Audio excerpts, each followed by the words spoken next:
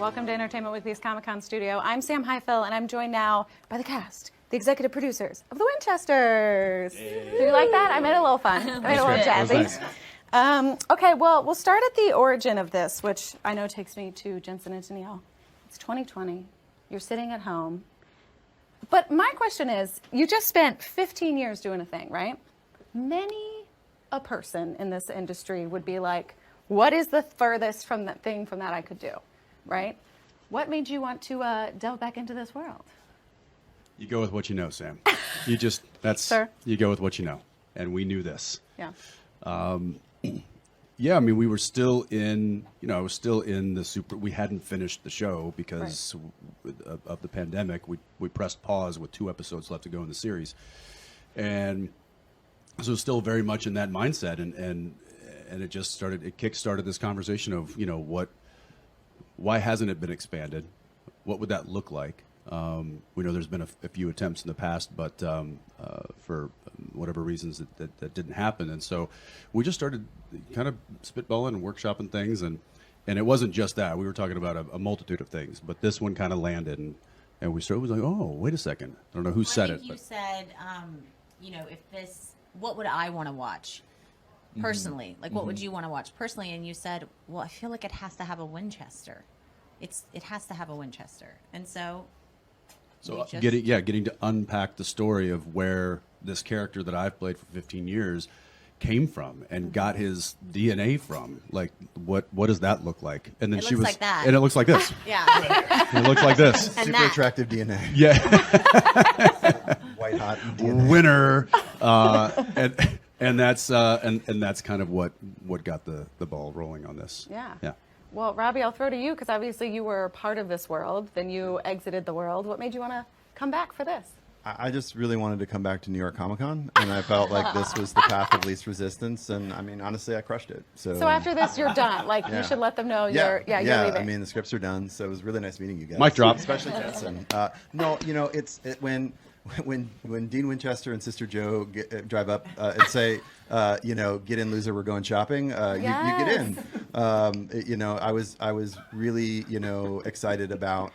It was like, I think it was an email that you had sent me. It was like two or three lines, but my first question was, what? How? And then I was like, oh, that's my job. Right. And then we just started talking about it alongside, their partner Renee, and we just.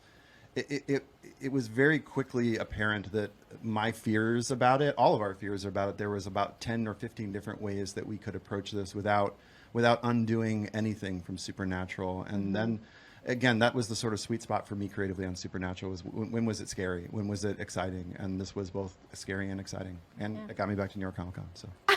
And here we are. Speaking of New York Comic Con, have you all had the Supernatural fan reaction yet for you? Oh, yeah, for sure. Wait, here it's... or in general, but here, sure. General, yeah. Yeah, and here as well. I'm so excited for our panel. It's going to be so incredible. Yeah. I'm so excited. But this is both of our first times here at New York Comic Con, so it's been incredible and such an honor. Yeah. Have you prepared them for... No. That'd be doing them any favors. No, this is just into the shark-infested pool. Yes. Yeah. Were you always narrating? Oh yes, that was a big selling point for me. Okay. and I thought that was just a nice tether to the mothership that had some familiarity to it. Sure. And so that was part of the original pitch. Okay. Yeah. Obviously, this is a love story. Spoiler. Yeah, give it a minute. What do you guys feel like they bring out in each other? The worst.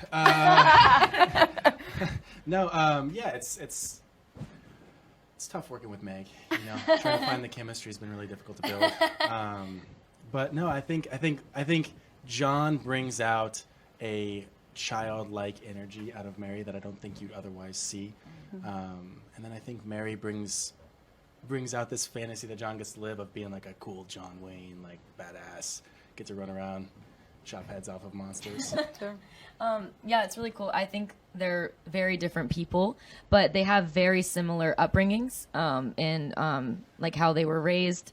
So I think it's really, really, I mean, not the hunting part, of course, but kind of everything that they've been through, they really, really relate to each other in that way. And even though it's so different, it is so similar. And I think that's really awesome. And also their communication it's really interesting to see how they show their love for each other, but not really saying it because they have a hard time doing that because of everything they've been through. So that's been really fun. Yeah. Yeah. Okay, Danielle, I'm coming to you because why New Orleans? Why not? You know, I've always loved New Orleans. I think that and now that you guys are all there is an air to New Orleans that just is haunting. You know, and it puts a haunt. Humid air. And hot and humid, You yes. should let them know you're a native Louisiana. I am a native Louisiana gal. Danielle is literally a street and a park in New I Orleans. saw that the other day and I was Yes. like, It's my happy haunting place. But no, I just, we really, as you wrote it in, Robbie wrote it in, and we just ended up there, and it's an incredible place because it also has all that small town. It still has the diners. It still has, just right outside of New Orleans, you can find everything that sort of looks back like it did in the 50s. I mean, we all love Vancouver, but we needed that sort of timeless quality that Danielle's talking about. We needed to have that kind of thing, and we have one of the best crews. I mean, they're just phenomenal. It's been really great to. I'd only been there once before, but I love it. Yeah. Let's talk tone, Robbie. What kind of tone are you trying to? I know don't you have to put together like a tone pitch? What was the tone pitch for this? We have tone meetings for every there you go. episode. I think for me the It's like thing a that C flat. it's kind of up here. No, I think the thing that I always loved about Supernatural was that it could live in a lot of different tones. You could be heartbreaking one moment, hilarious the next, and horrifying after that. And we really kind of wanted to find that sweet spot that Supernatural, always kind of had at its own core.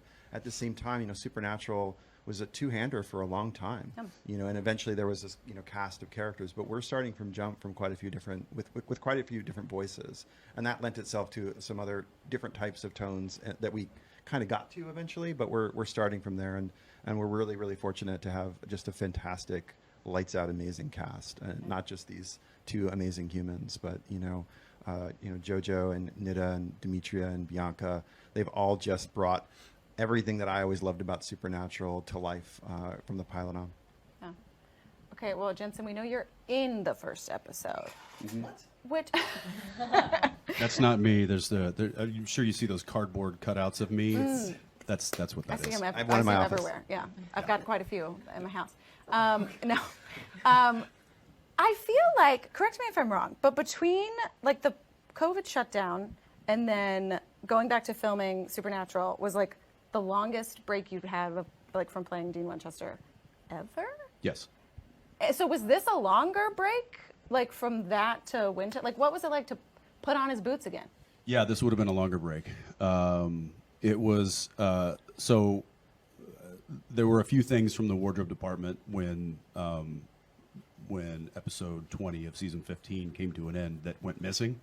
Real shame. And I didn't know why. Yeah. They just went missing and somehow managed to turn up when I was required to show back up on camera. Jensen brought a car full of things, including a car. So, Yeah. Listen, sometimes you don't know. Yeah. Putting those boots back on and slipping that jacket back on. There was a tear. There wasn't a tear. There was. he brought that with him too. Yeah. Just dropped it right there and be like, let it go. Let it run. It's always great. Look, this character's a part of me and will be with me forever. It's just he's kind of ingrained in me. So to get to slip back into that character is always fun. Yeah. On the day it was like gonna rain, and then do you remember this? Oh, my Jensen gosh. drives up, and honest to goodness, a rainbow comes out, and I have a picture of the swear. rainbow hitting him on his head. It was like, come on, really? But it was amazing. It was was. like everybody on the crew was like very quietly taking out their phones and like taking pictures because it was Dean. It was insane. It was crazy. Yeah. How far in are you all in filming at this point? 7. Yeah. 7. Filming 7 right now. Start episode. We have What's about- your favorite episode so far? Oh. All of them. Yours is 4, huh? They've all been really, really good, but 4 I'm excited for fans to see. Yeah. Okay. You hate I- 4. Yeah, I cannot stand. No, I'm really excited. 4 was so much fun to film. Yeah.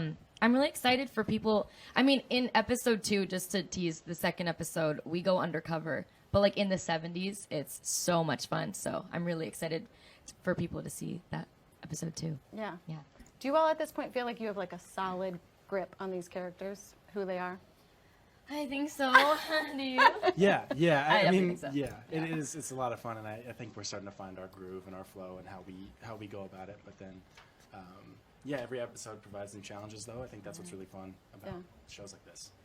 I will say, we see in the trailer, you get to say saving people hunting thing. Was that stressful? A little bit, just a little bit. I was sweating. I was like, oh, come on, man, get it. He just came and kept doing line reads the whole time. Yeah. He was off camera, just like. Yeah. No, it wasn't stressful. It was really cool. It was the first day of filming, I think. Yeah, because Bianca. Yeah. And it was it was like getting baptized by fire. You know, like it was. There's still time to recast you here, so I had Robbie's over there on the phone. He's just waiting for me to say it. But no, No, it was amazing. I mean, there were a lot of just moments that I remember when we were filming. It was like, whoa, like and to jump in on the question you asked them, like they've had these characters since Jump and have only continued to grow and expand them, and they've just been amazing storytelling partners, really, truly. Special kids. Thank you. All right, I'll let you guys go. Thank you for stopping by. Thank you so much. Everybody Sam. else, Thank you. stay tuned to EW.com for all your New York Comic Con needs.